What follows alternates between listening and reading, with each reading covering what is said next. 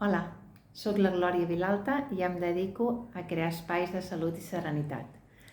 Aquest divendres estaré a Maquine, a Gironella, i a la tarda donaré una xerrada sobre quins són els principals factors que influeixen en un espai, sigui la llar o l'espai laboral, per tal d'aconseguir aquesta serenitat i aquesta salut que tots desitgem.